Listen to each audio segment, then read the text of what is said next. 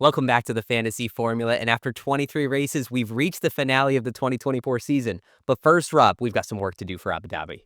Don't we just, Adam? It was let's call it a good weekend for some and a chaotic weekend for others in Qatar. And I don't think, looking back at the start of the season, you and I, maybe not you, but I certainly feel a little off the pace compared to where I set the goal for myself at the start of the season. So I think I'll be going for a few risks this week to hopefully sneak back closer to the top 10,000.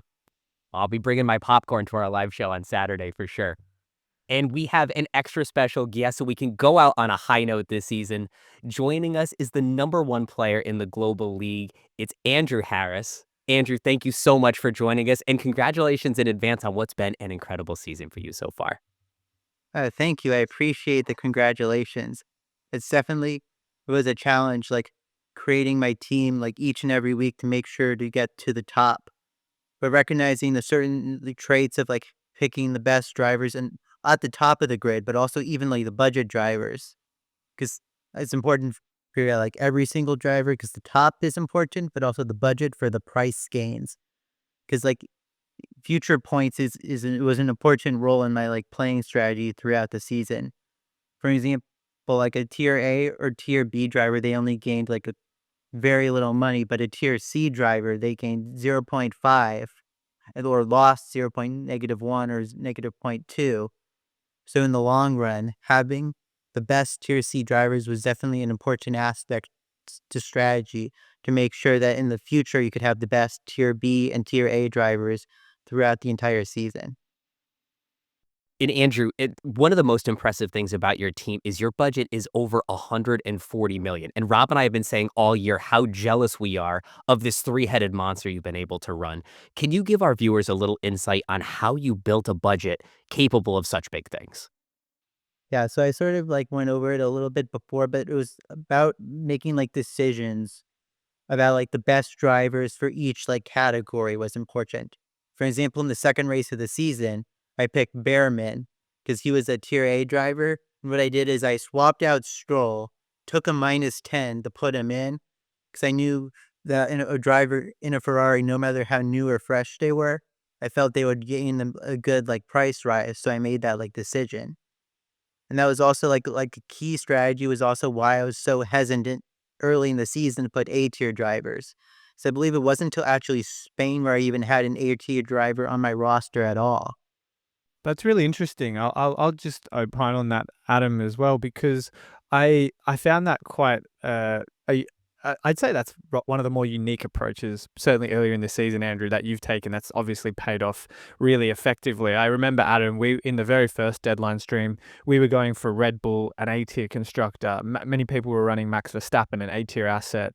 Not really many people were going for Mercedes, Ferrari, and a Leclerc or a Perez as their 2x DRS boost. And I think that's certainly given you maybe that kind of advantage early on, Andrew. So kudos for taking that kind of initiative with how you built your team out early on. And Andrew, you have a 100-point lead, 100 points even heading into Abu Dhabi this week ahead of P2. How are you feeling entering that final race? And is that changing your approach at all as we head into the final race of the season? Yeah, I would say I definitely like feeling pretty good about a 100-point lead. I am going to be though like probably like more cautious with my strategy, of course. Like I'm going to like figure out like what characteristics can cause like a DNF to happen like more thing. Like I'm gonna like pay attention a lot to the championship fight, and like how that could impact the probability of a DNF occurring, and figuring out which combinations will the other teams have for what they're fighting for, but also not pick people that will DNF as well. So, one last thing before we jump into our regular show format for this week. We have the F1 Fantasy Community Survey going on right now. We have just 1 week left for everyone to submit their responses. So, if you haven't done that already, please be sure to fill it out at the link below. Andrew, if you could pick one thing you'd most like to see change in the game next year, what would it be? I'd probably say more expensive constructors for like the top four, because like thing is that it made it so that even at the beginning of the season, when I felt like there was potential with the price system for cheaper constructors to be viable, with how like points per million like were set up, it made it so you wanted to pick the like most expensive best constructors no matter what.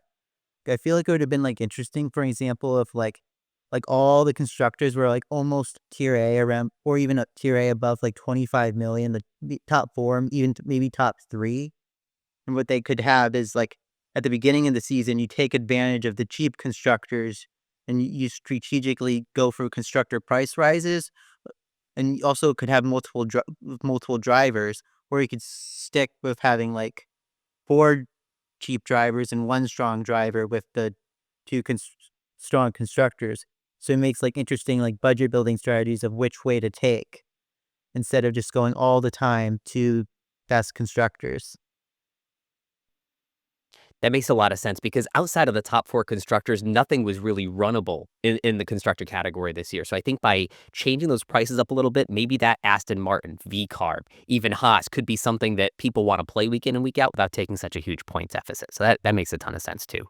Don't overlook the Sauber constructor. They've not been on anyone's radar this season with those pit stops, but they've had a couple of big pit stop weekends lately, and their season best 35 in Qatar. I'm not suggesting they're suddenly going to be on the menu next year, but I think you make both a great point in respect of making those C-tier constructors a bit more viable and usable throughout the season, because there's just been no situation at all.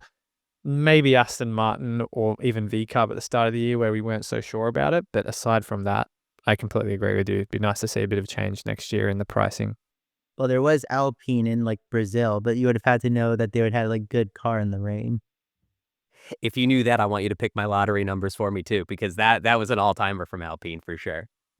So we've been talking about a few of our sleeper picks for this weekend. We're going to have an episode full of safe picks, sleeper picks, and everything in between so you have the best chance of success at Abu Dhabi. Make sure you hit that like button if you haven't already, because we'll be going through this preview with the #1 player in the world. So hit that like button, make sure you subscribe so we can start next year on a high note too. Let's jump into our winners and losers from Qatar, and I'll start us off with the big winner, Zhou Guanyu. He put up a career high of 27 fantasy points thanks to 10 Zhou overtakes between the sprint and the Grand Prix, a P8 finish, and a big driver of the day. His value went up by $1 million, and now he costs $9.6 million, which is $1.9 million more than his season high last year when he was the overtake wizard that he ended up becoming from the back of the grid. You can see Sergio Perez on your screen here because he not only outscored him in F1 Fantasy last week, but over the last 4 races, Zhou also has more championship points than Perez, 4-2. So really bad luck for Checo going into the last race. And for those of you watching along on the YouTube, we have a picture of a real lineup sent to us by a strategist on our community that ran Lando and George Russell with the autopilot chip, but the 2x boost ended up on Zhou because he outscored them both. So Rob, I think you call this a Zhou masterclass. That's honestly not something I had on my bingo card at all throughout this season. I know, there was a bit of optimism for Zhou after his overtake sensation last year, but the fact that he's really you come away with his highest season increase so far, his career high, as you pointed out, and in many cases, the top scoring driver in some people's teams, goes to show how unpredictable that outcome of a race was. So truly a masterclass from him. Andrew, did you have him in your team in Qatar? I did not have him in the team 1, but he was in the team 2. What's interesting though is I did have enough budget to do Zhou over Colapinto, but I chose not to based on like the simulations where I saw Colapinto had a really good chance like starting from the back in the sprint. So I chose not to run Colapinto, even though like like qualifying practice session, I was like, Sauber's going to be good here because they got top 10 in like last season at Qatar. And also Zhao's best racetrack was Bahrain earlier in the season, which is a similar track. So I thought there was definitely like potential at this race, but I just didn't do it based on like what I saw in like qualifying. Yeah, I agree completely as well. The fact that he ultimately qualified P12 and also qualified P13 in Las Vegas after a streak of 4 P20s in a row goes to show that, to your point, he probably wasn't top of many people's shopping lists when you look at the likes of Colapinto, as you pointed out, with that pit lane start. So, great weekend all in all for the Chinese driver. Zhou over Colapinto is also how Laura Winter built some lead over Lawrence Barretto in the F1 Live League as well. So great minds think alike on that front. Rob, take us away with the biggest loser this week because it's the biggest one we've had all year. Yeah, I mean, we had quite a few people and let's call it assets on the short list of losers for Qatar, but I think we made the right decision in putting the FIA there. It was an absolutely shambolic display of race management across the entire weekend. I think it's starting with Verstappen's one-place grid penalty for the Grand Prix was a bit bamboozling. I think most people argued it's either a three-place penalty or it's a warning, and I think that the majority were quite surprised for him to obviously be assigned that. And then you move forward into the Grand Prix. I think all of the carnage more or less unfolded with that wing mirror coming off on the pit lane straight. So I think that culminated in obviously those punctures that Lewis Hamilton and Carlos Sainz got. There was no virtual safety car to clear the track as a result of that debris. And then you throw in the penalties assigned to Lewis Hamilton for speeding in the pit lane.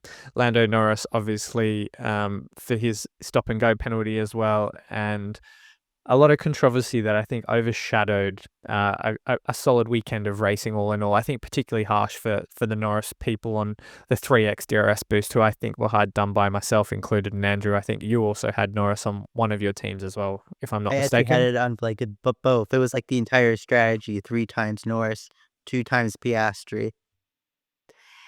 Rob, I'm finally starting to get over the Lando penalty. I know the internet sleuths out there, they found similar penalties for Kimi Räikkönen at Spa in 2017, and for fantasy heroes Nicholas Latifi and Nikita Mazepin in Austria 2021, so it's fine. I'm over it. But don't tell me the Norris penalty was in the name of safety when you leave a mirror sitting on the racing line at one of the few overtaking areas on the circuit, and it took 2 punctures before any action was taken. It's definitely the part of the race where it really felt like race control didn't have a handle on what was happening. And like you said, it was starting to become shambolic in how the race was unfolding. So something they definitely need to learn more about as we move forward so that we don't have incidents like this again. But one bright spot about the whole fiasco is that it gave us this all-time interview from Yuki Tsunoda, because when they asked him, what did the team say to you about the mirror on the circuit? He thought they said a beaver was on the circuit. So he was left for an entire lap to figure out how a beaver made his way to the Middle East. So in that moment, I think I'm okay with the whole thing after all. Fair enough. We can look back on this race and this kind of display of race management, I think, a little bit more comedic after the season ends. But I think it was quite a harsh weekend to obviously have that affect Lando Norris people, for example. Now, Rob, moving on, I want to get Andrew's opinion on this week's Fifth Gear Garms contest question. It's our final chance of the year to win a prize from our sponsor. This is a week where the biggest punts could make or break your season. So I want to know which midfield driver you all think will score the most fantasy points. Andrew, let me start with you. Yeah, that's an interesting question. I got to think about who will like qualify in the back and like then make like positions. Like, let's see, I think some like obvious picks could be Zhou, or it could also be Doohan as well, because I think in qualifying he might not like perform as well, but then in the race he'll like pick up the pace as he's become more familiar with the Alpine and drive more successfully.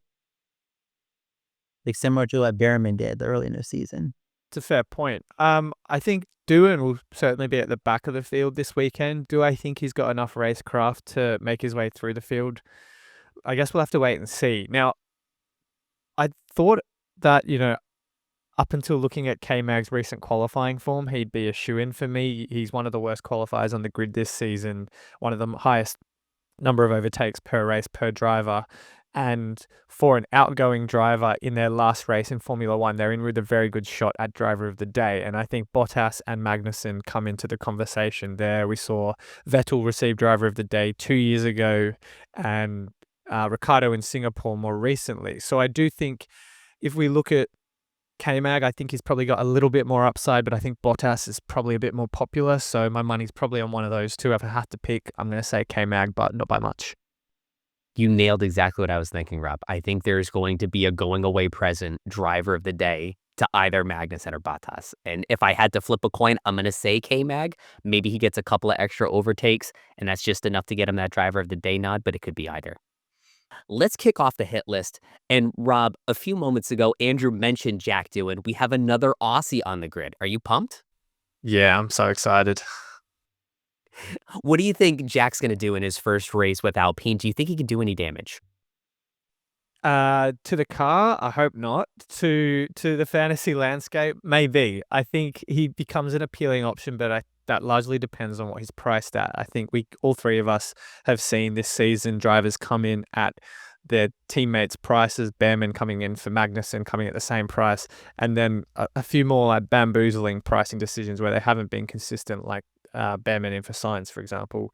I think that's maybe a bit more nuanced, but I think the point to what I'm saying is I'd be very surprised if Jack Doohan comes in at 14.4 million. I think Ocon is maybe even a little overpriced at that point, and we all know that with him moving on, won't be featuring in the last race of the season. If Doohan comes in under 7, 8 million, I'm probably going to take a punt on him, to be completely honest. He's going to be very low owned. I'm going to take a little bit of risk this weekend for the reasons I mentioned before. And even if he starts at the back and picks up a few overtakes, couple positions gained in an Alpine that's gradually improved in the last kind of 5-6 races, I think he's in with a chance of scoring close to double digits if everything goes his way. Andrew, let me ask you the same question. At what price point can Jack Doohan come in where he becomes fantasy relevant, where that price is worth the risk? I would probably say it would be like based on like how your team is structured. I'm predicting that Doohan will probably come in at price similar to like Gasly. That's like my prediction because I believe Lawson came in at the same price as Yuki Tsunoda. So that's where I'm like predicting it would, like the price would be. I don't think it'll like fit in personally where I think it will be with like my teams of like how they're currently structured. But if you have like someone where you have to choose between like Gasly or like Doohan, you have like an option of like choosing him this week. Makes a lot of sense. And he's coming in for Esteban Ocon. He left the game as the 10th highest scoring driver. We mentioned earlier that performance at Brazil that was really his highlight of the season. And you can see this graphic on the screen. It will probably be the subject of an article I write for fanamp.com later this week when Jack Doohan joins the game, just so we can analyze his fantasy prospects based on the price that he enters at. So fingers crossed that he has a juicy entry price for us. Now, unlike Jack Doohan, this circuit has plenty of history that we can start diving into. You can see the headline here that Max Verstappen has been untouchable at Yas Marina. 6 straight podiums, 4 straight wins. Rob, how do you like Max this week, and is it worth taking an expensive punt with Max and cheaper assets around him? I think if you've got the budget to do so, I'd definitely like him as an option. We saw him extract the maximum level of performance in Qatar, and again, another incredible race from him in Brazil a few weeks ago. If you're looking for a differential, and I've talked about this a little bit in my own team selection video this week, to make up ground to people in your mini leagues, I think Max becomes a very attractive 2x option. I think if you're in Andrew's case and you're preserving a lead or a position in your mini leagues where you're obviously not willing to relinquish much ground to your people behind you, then I think maybe going in the direction of the Norris, Piastri, Leclerc family is probably a bit more safe. But I do like Max. The history, as you said, Adam, speaks for itself. So I'm curious to see how he looks in free practice. Have you got a point of view on whether or not he's a viable alternative this week? I do like him a lot. And as we structure some of our lineups for 3 budgets, I do like Max in a couple of different lineup scenarios because this is a high overtake circuit, top 5 for overtakes each of the last 2 years. So those midfield drivers might play as well as some of those upper midfield, lower elite drivers. So I think Max and a midfield team can definitely play here. I want to get your opinion, Andrew, on some of the punts because P2 through P6 or 7 or so in the global league, they're all within about 60 points of each other. Someone's going to have to make a crazy move to try to get into the podium positions. You can see Sergio Perez on your screen. His last 2 races at this circuit, P4 and P3. Yuki Tsunoda had his best ever finish at Abu Dhabi, P4 in 2021. He also had the driver of the day last year. Who are some drivers that stand out to you that if you need to take a deep shot to try to make a run at your league title that you'd recommend this week? I'd probably like recommend Leclerc as actually like a deep like pick as like a 2 times. Because the thing is I think a lot of like marriers will be like thinking of doing like Norris and like structuring that. But if you do Leclerc, you'll have like a different 2 times pick. And you'll also have someone that has more overtake potential and has also with the championship on the line, you would have him as like the priority like driver on Ferrari. So he has like the greatest probability of winning. So, and then the base off of the P2 as well of last season. Now, that makes good sense because when we look at the elite data and the top 500, who has their 2x DRS boost on Lando Norris? It's most people. So even the 2x boost moving to a strong driver like Leclerc, that is a bit of an offset from what the mainstream lineups would be. Rob, do you have any thoughts on deep picks before we move on? I agree with Andrew. I think 2x is probably the most obvious one to me. I don't think you're making as much ground on your C tiers. It's probably 5 to 10 points difference, but I do think the upside for a Leclerc or a Piastri on 2x. I think my approach going into the weekend is if Ferrari looks strongest in free practice, the 2x is on Leclerc. If McLaren looks best in practice, the 2x is on Piastri. If it's Mercedes, it's Russell for me. So I'm going essentially against Norris this weekend just because I want to have some fun with it. And I don't really see much movement in the constructors. It's McLaren, Ferrari, and maybe a Mercedes alternative. But I think you probably want to bet against McLaren entirely as very highly owned assets to make some headway into other people around you. That sets us up really nicely for the next hit list topic because we didn't get into the recent form of our top two constructors heading into the weekend. And kudos to Claudia from our team for this beautiful work of art that you see on the screen here. For the first time since Braun GP in 2009, a constructor is going to win the title that's not Red Bull or Mercedes. There's just 8 championship points between Lando and Charles for P2, 21 points between McLaren and Ferrari heading into this week. Rob, to your point a moment ago about Charles Leclerc, he has back-to-back P2 finishes at this circuit. And although Carlos had to retire the car last year, he finished P3 and P4 in the 2 races prior to that at this circuit. Do you see Ferrari as a possible triple up option in this fight because they have so much to play for this week? I'm very much looking at it myself, and I do think it's a possibility. It just depends on what we see from McLaren and Ferrari. Again, a lot of medium and high speed corners here. I think McLaren are expected to be strong, but more straights as well than what we saw last week, where Ferrari do have the upper hand as well. So I think it's a bit of a toss-up. I'd love to see Ferrari be strong because I think going a triple Ferrari is a bit more differential than going triple McLaren at the moment. But we'll obviously have to wait and see. Andrew, have you got any point of view on kind of how this weekend shakes out for the two constructors going head to head? I think it'll be pretty close for the constructors. 'Cause the thing is that Ferrari would have to beat McLaren by 21 points.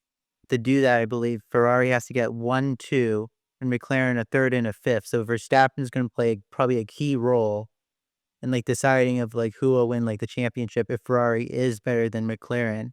So it'll be an interesting decision of what will happen during the race based off the circumstances of what happens. And I completely agree. It actually dovetails nicely into the fan app pick of the week question is, who do you think will win the constructors title? I think it's going to be McLaren simply because it's a lot of points to cover off. You have to expect at least one McLaren driver to fall out of the points, Verstappen to push the other one out of the podium positions. It's a tall order for a team that's been so solid all this season, so I think they do handle it. Rob, do you think Ferrari has a chance to sneak back in, or is it McLaren's title to lose? I think, yeah, I think there's going to have to be a lot that goes Ferrari's way to pull off the constructors with the lead McLaren have. It's not by any means kind of unrecoverable, but it is a bit of an ask. I hate to rehash the same statistic we've talked about for the last 3 or 4 weeks, Adam, but Piastri's, has completed every racing lap this season. Max Verstappen did it last year. If I remember correctly, when I checked this stat a couple of weeks ago, I don't believe this has ever happened in consecutive seasons where one driver has completed all laps throughout an entire season. So if Piastri pulls it off in Abu Dhabi, that would be quite some achievement. So in short, my money's on McLaren. What's interesting is that the history doesn't favor McLaren at this circuit. Lando's never finished higher than P5 here. But when you look at the opening betting lines for this week, Max is the favorite at plus 220, followed closely by Lando at plus 250. Then there's a bit of a drop off, then Charles at plus 650. So it looks like betting lines are favoring McLaren, even though the history doesn't. So like you said, Rob, free practice is going to be so important. And I think those lines are going to shift as we get a better sense of how these guys are performing this week. All right, without further ado, let's hit into 3 lineups for 3 budgets. I want to start at 125 million for those that are still operating with a bit of a lower budget because these lineups will probably feel like a bit more of a punt because we're trying to make a lot of room in this last week here. One of the things that stands out to me here, Rob, is Ferrari, Mercedes as your constructors. Take back a little of that budget and then apply it into higher end drivers at the top of your team. So in this lineup, triple Ferrari, so Leclerc, Sainz, Ferrari, and then Colapinto, Zhou, Bottas. That is a cheaper way to get into a lineup that you talked about earlier and just takes a full punt that Ferrari can overtake McLaren in the constructors. Yeah, big fan of that. More or less the same lineup I'd be considering this weekend, but maybe McLaren instead of Mercedes. Again, I think to make serious headway with a lineup like this, you're leaning on a bit of good fortune that McLaren have a stinker. And like you say, Adam, their record's by no means impeccable. So you never know. Anything could happen. Yeah, like this sort of lineup is actually like interesting because with some of the topper teams I've noticed is that they could like do this differential, but instead of like Zhou, they could have Russell instead, which is around like 138 million. That's like not as like expensive as like the top teams, but it's like a decent like a move that you could like make to do a differential move that has no McLaren coverage and is probably like the best team you could create with those characteristics.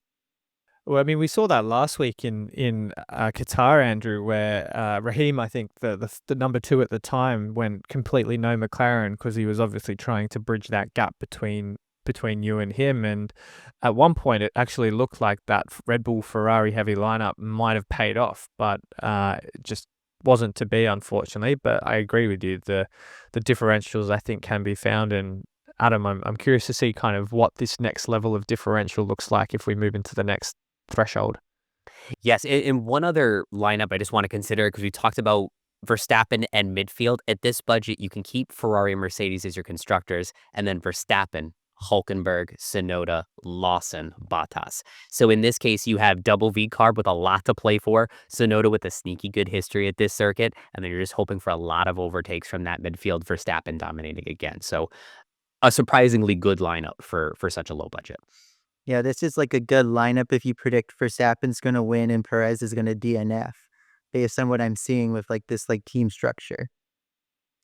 Which isn't crazy to think at this point if Perez's tenure at Red Bull ends with him limping off the track.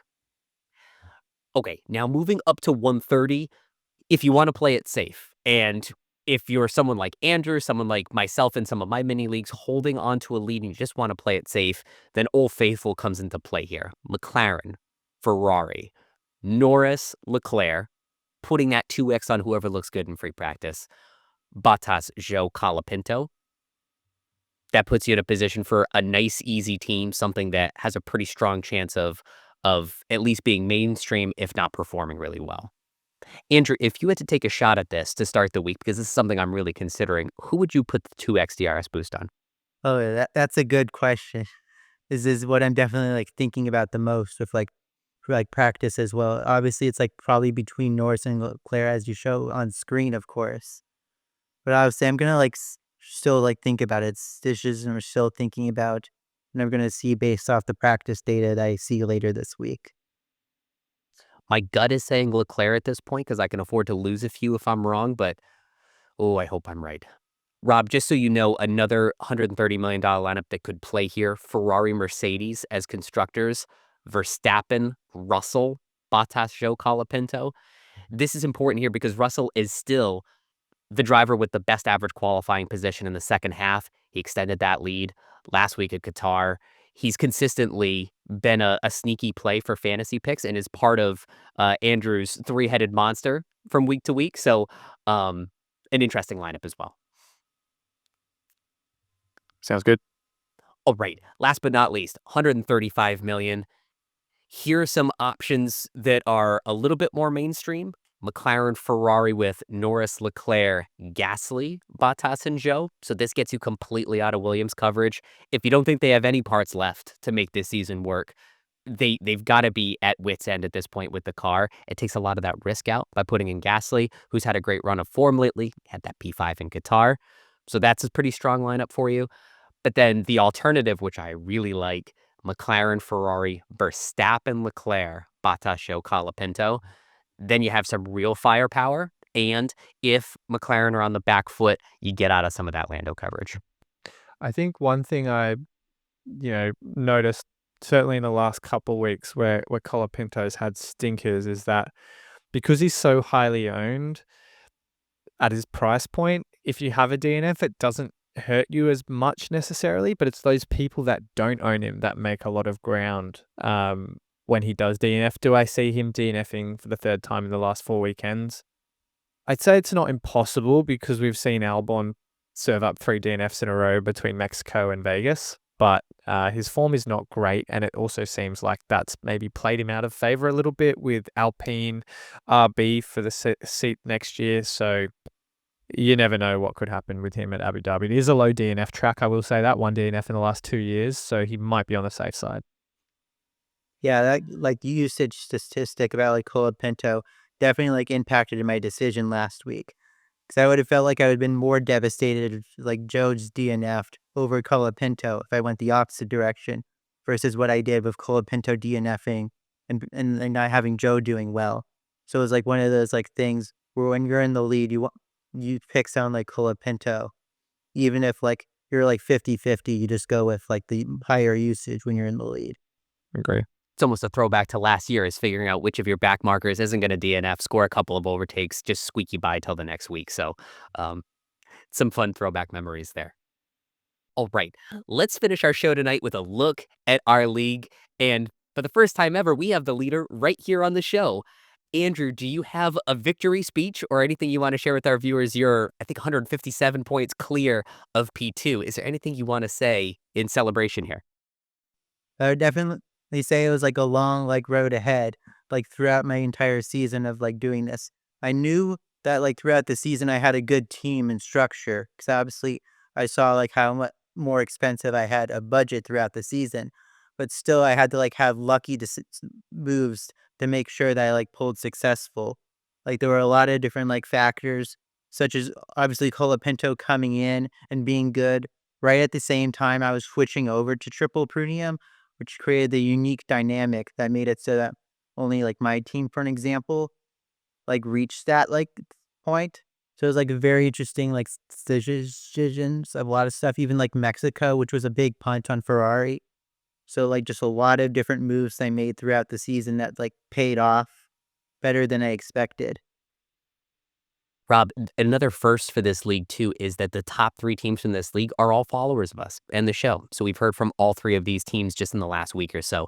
So congratulations to everybody in the podium positions in our league. This has been a really unlikely, exciting year for us. This league topped out at over 100,000 teams. So it's a thrill for Rob and I, for sure. Yeah, it's been such a banger of a year, and the fact that we've had 100K joining our league and in the very first season it's been featured on Formula One is really exciting. I think it's going to get even bigger and better next year, and I can't wait to see Andrew try and defend his title. Andrew, thank you so much for joining us. Good luck and have fun this week at Abu Dhabi. And if things go the way we think they will this weekend, we'll definitely be in touch in the offseason so we can start picking your brain on how the rest of us can get to your level next year. Yeah, of course. Thank you. I appreciate that a lot. Thank you all very much for watching. Rob and I will be back with Terry this Saturday at 8 a.m. Eastern, 1 p.m. GMT for our final live show of the year. Come, bring your questions, bring your contest answers, and let's have some fun before the season's over. Until then, have a great week. We'll see you on Saturday.